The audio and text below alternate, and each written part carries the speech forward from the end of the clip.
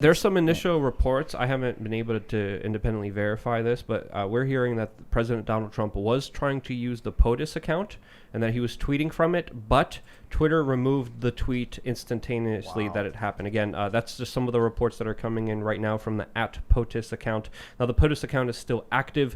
The latest allegations and reports that are coming in now that I have not verified is that he did tweet and it was deleted by Twitter. That would be a shadow ban. So that's what I'm hearing right now. Is happening. Who's reporting it though? Hold on, I just had it here. I just went up here. I already saw like 3 people tweet it. Well, we'll search for it and we'll see what we can find. So he's been see if people purportedly shadow banned on his other account. Well, it's not his account; it's our account. Yes, we have images here. Josh Kaplan, a verified Twitter user.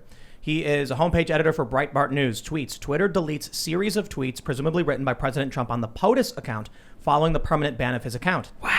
He tweeted 8:29 p.m. today. As I've been saying for a long time, Twitter has gone further and further in banning free speech, and tonight, Twitter employees have coordinated with the Democrats and the radical left in removing my account from their platform to silence me. And you, the 75 million great patriots who voted for me.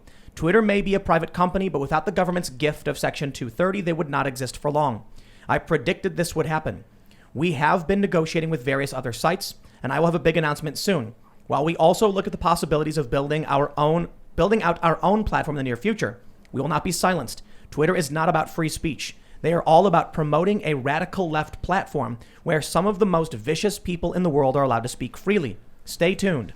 This did come from the president to the POTUS account, and it has been removed. And another thing that we're hearing is that he might give a publicly televised address soon. But the thing is, who's going to hear it? Because when we saw during the election, many news organizations just cut him out. They said, no, we're not going to play the president's address. We're just going to stop it here. What the president is saying is wrong. We don't agree with it. And there was huge editorializing, even on Fox News, interrupting the president saying, no, this is one reason, second reason, third reason why the president is wrong. What's going to happen if he does a national address now? Will anyone hear it? I'll tell you, what I'm worried about? Before the mass purge they just pulled off, I think many people were willing to accept that Trump had finally been defeated. Mike Cernovich, for instance, one of the most prominent Trump supporters ever in the Trump era, he put up a poll and he said, did Donald Trump concede? Yes, no, unsure, show me the results, something like that. And around 25% said no. Donald Trump made a video where he said there will be a new administration and we will peacefully transition. I made a video. Trump confirms defeat. Mike Pence certifies Joe Biden. Trump said it. I don't know what else you're supposed to take from that. But many Trump supporters, around 25% of Mike Cernovich's, polled, said he didn't concede. Mike responded by saying, to those who believe this, I love you. Please unfollow people who have made you believe this. Go home to your loved ones. They miss you. And, it's time to stop. Essentially, I'm paraphrasing. He's right. There are people who are ardent and prominent Trump supporters who are saying, guys, please, enough, okay? Trump has said he's lost. It's over. Then they do this. Then Twitter comes out and does this, and they do more, and they do more. Now they're purging people left and right. And I think many of those people who are probably like, that was probably dumb at the Capitol, and I guess it's over. Now they're enraged. Now they're angry. You took, it's like, here's how I imagine it. You've got a guy at a bar, right? And he's disparaging you. And then you're about to fight. And then he goes, you know what? I'm not doing this. I'm out of here. He turns around and walks away. So you throw a can at his head. And then he turns around and says, that's it. That's what we had. People were right. Not everybody was walking away, for sure. A lot of people were saying crazy things. But a lot of people were like, all right, walking away. And then Twitter was like, not yet. Whipped them in the head. And then they turned around. And now I think they're going to explode. And now my concern is, after seeing this, there is real fear about multinational corporations shutting down the president. It should not be allowed, in my opinion, by U.S. law that our chief executive could be shut down on a major communication platform that has essentially seized the commons in terms of communication. This is a major power grab. We have to understand, historically, when an entity or a force go after power and they get it, they go after more. There's an expression, if you give your pinky, you're going to give up your whole hand eventually. Give an inch to take a mile. Exactly. So this is a slippery slope. This is the snowball that's been happening ever since 2008. and it's been snowballing, and it's getting big, and it's only going to get bigger, because who's going to stand in the way? Who's going to promote free speech? Who's going to uphold it? Who's going to protect it? What institutions are out there that could actually make a stand here? I don't see Fox News doing that at all. I don't see any other website. All of the means of communication have been hijacked and are in the hands of special interests and few people. Is there any hope, guys? Let me tell you something. When Trump won, there were a lot of Trump supporters being mean and snide and mocking and belittling as people screamed and cried and memes went crazy. And now we're seeing the same. We're seeing a lot of the same on the other side. But now it's not coming from random people on the internet. It's coming from CNN. We have Asha Rengappa. She is, I'm pretty sure, let me make sure. Yes, former FBI special agent and CNN analyst said, I'm not even going to screenshot what he's tweeting from the POTUS account. Twitter has already taken it down, but boo-boo mad. This is the kind of dismissive and insulting and humiliating content coming from prominent institutions, which will trigger mass rage. I don't care if random Twitter user 123 tweets nasty things at me. I don't care. I don't know who you are. I don't care to make YouTube videos about random Twitter users who say dumb things. But when it's someone who works for a major cultural institution or politics and they have power and influence, I think it needs to be talked about and called out. They disagree. And the funny thing is, this is actually a left-wing principle. They say don't punch down. Then why is it that mainstream media is punching down, calling regular Americans stupid, mocking the way they live, mocking the way they work, mocking their lives? Now I get it. Mocking the president is not punching down. By all means, mock him. My concern is when CNN comes out and attacks the people who are angry. You can't, also another thing, you can't really fight fascism with fascism. Like, that's something also a lot of people need to realize here. You can. Except those who don't like fascism are going to be really angry about it. You're going to get fascism. That's the thing. But right. Listen, if authoritarian leftists want authoritarianism and they just don't want authoritarian rightists to win, well, then there you go. Authoritarianism is the battle. I don't think a lot of people realize the larger kind of implications here. I don't think a lot of people realize where this is going and the historical precedent that this is setting as well. To augment what you said, Luke, you can fight fascism with fascism, but you can't defeat fascism with fascism. Yes. Good way to put it. Or that's better. You can fight fascism with in a fascism fight, all you'll get is fascism. Mm-hmm. There you go.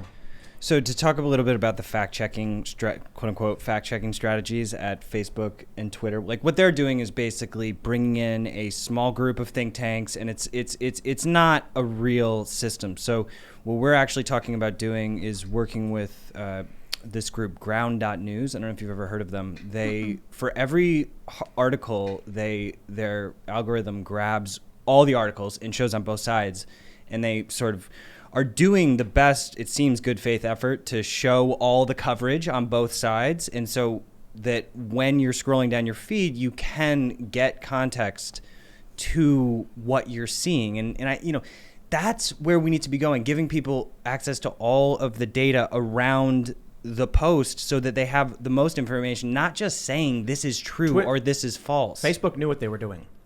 Facebook knew early on that they were feeding hyper-partisan content to different sides. In fact, there are some news organizations that knew this too and created two different versions of their content because one would feed to the left and one would feed to the right. And there was a thing they would do, it's just general journalism A/B testing, where they'll write an article, and in some regions they would use certain titles, different in other regions, total different framing to see how it would perform to maximize the amount of ads they would get, the amount of clicks they would get, and in turn the revenue.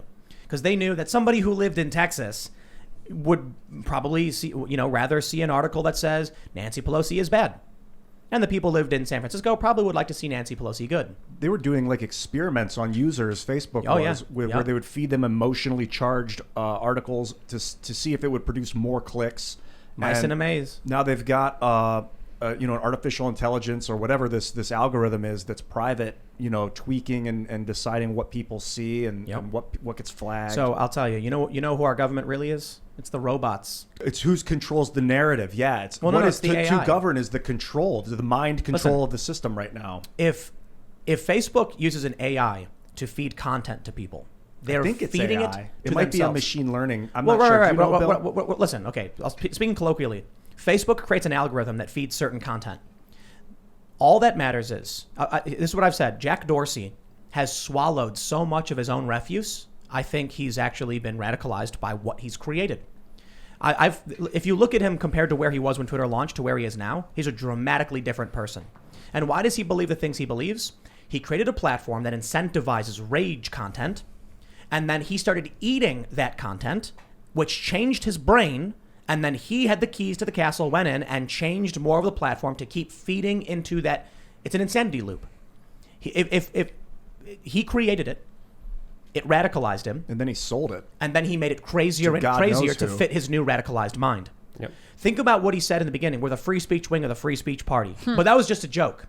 Think about what I said to him when I said, your misgendering rule is ideological because conservatives don't understand that view. They have a totally different worldview. But he couldn't see it because he had been swimming in the refuse he created. Yep, and he didn't just create it. He made the world crazier in the instant that you brought it up. But also another aspect to understand here, mental health has been in decline ever since we saw the rise of social media. Many people say that is a massive correlation. That's another way that it impacts people with depression, suicides, and a lot of other mental health defects that are skyrocketing right now as we're speaking.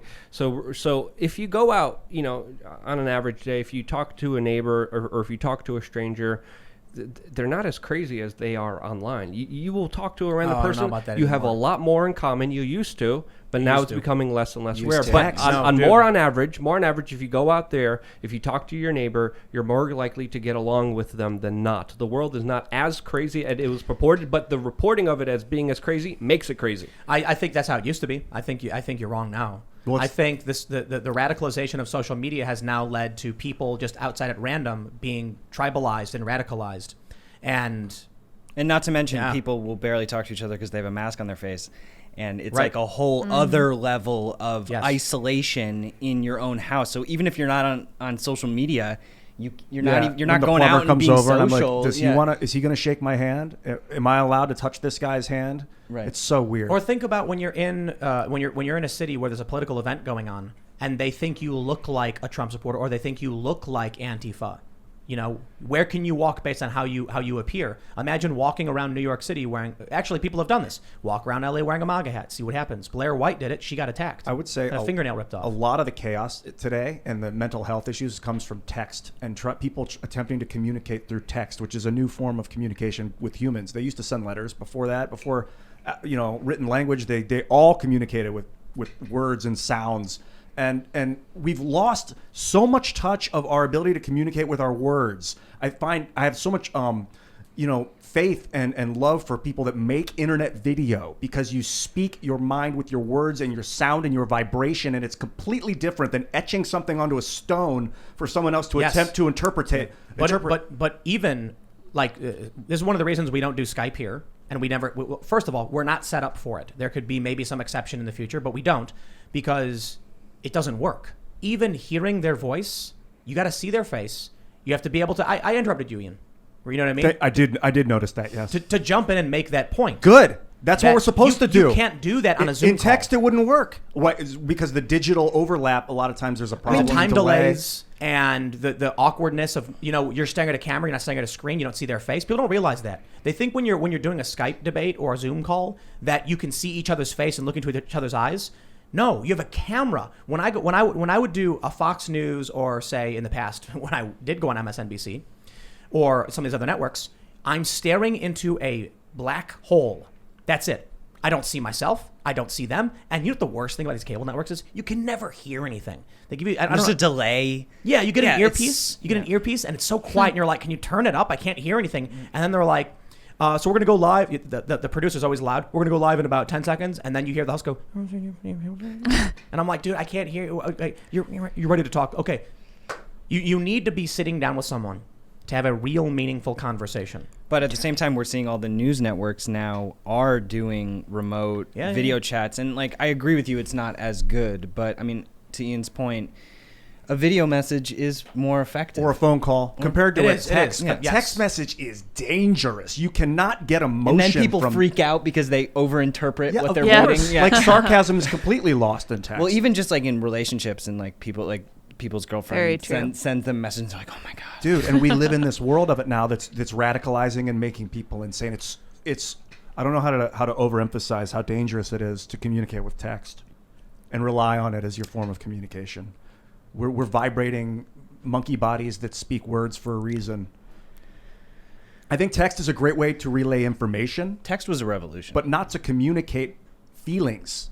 It is. Yeah, it is. It can be. It can be, but it depends on the context. I think that if I can write something with a feeling in it, but if you read it, you're going to interpret your own feeling. But if I say something to you with a feeling, you're going to feel what I'm feeling.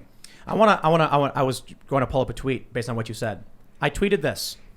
If history has taught us anything, it's that you should trust the government in times of emergency to do what's right, keep us well informed as the ongoing legitimacy of the threat, and give up emergency powers once the crisis is averted. I intentionally just said it, but I call it a filter. I call tweets like that a filter. Clearly, to anybody who is hearing me talk, if I was to say this in real life, I would say something like, if history has taught us anything, it's that you should trust the government in times of emergency to do what's right. Keep us well informed of the ongoing legitimacy of the threat and to give up emergency powers once the crisis is averted. Clearly knowing I'm being facetious.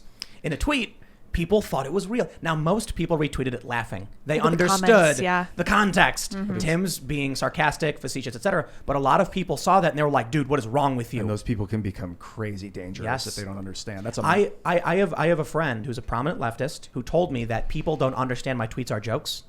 And I'm like, what am I supposed to do when I say something so absurd and ridiculous? Like, I have another one. Put a smiley face at the end. I said, or a goofy face. Yeah, that's all you got to So do. you know what I do now is I actually reply with, hello, you must be new to Twitter. This is a joke. I'm not serious. I said, the good news is now with Democrats in full control, we can finally lock down the country for a couple of years to make sure COVID goes away. And a lot of people are like, what, are you crazy? Because What's wrong? some people really think that stuff. They believe it. Right. Yeah. I They'll know. tweet that out serious. So people are like, has he switched? Has he changed? Dude, What- Ryan Long just tweeted the funniest thing. Not that I, What did he tweet? want to be looking at Twitter right now, but Jack Dorsey just yelled, "I'm a golden god," before jumping into his pool. Yeah. So there's this phenomenon where you can sell your company. That's kind of a problem. You create this phenomenon like Twitter, Jack did, and then he sold it. He owns like 6% of it now. He gave up power, gave up control. Yeah. Google was started by Larry and Sergey. They've then become monsters. They're gone. They're not They're even part of the monsters. company anymore, as far Right. as I know. They don't. Well, control. they're Alphabet. Yeah. Well, I don't. You said they were even off the board of Alphabet. I heard that. Really? Yeah, maybe confirm. I don't But know. they silently stepped away. And the odd thing to me about Dorsey is that he's all about Bitcoin. He's tweeting about Signal, which is actually a great open source. Elon was tweeting Yeah, about yeah, Signal yeah, the yeah. other day, like amazing project. That was Signal. That was that Moxie Marlinspike? Yeah. Interesting. Yeah. Cool And, dude. and so it's like he's aware of this, but for some reason the speech thing he doesn't get. who? Dorsey. Why does he care about Well, you have to Bitcoin and ask yourself, Signal? is he really in charge? He's not. I don't think so. Yeah. I think he's a figurehead. And Yeah. he got fired a long time ago, and they brought on Dick Costolo. And then when he left, I can't remember why. I think he may have been fired. Dorsey became the CEO. I think it was Costolo. Maybe I'm getting my people mixed up. And Dorsey, I think, was just brought on to appear to be in control, and really he's not. I don't think he is.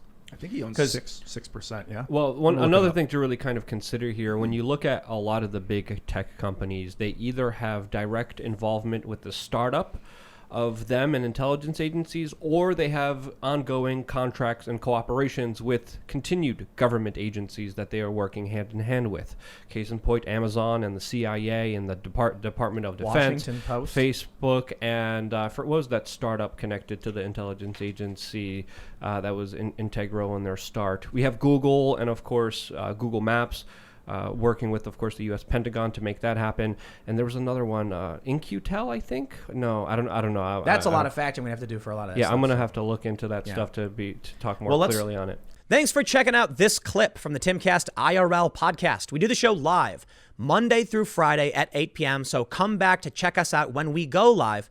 Don't forget to subscribe, hit the like button, hit the notification bell, and we are also available on all podcast platforms for free if you want to listen to us there. Thanks for hanging out, and we will see you all next time.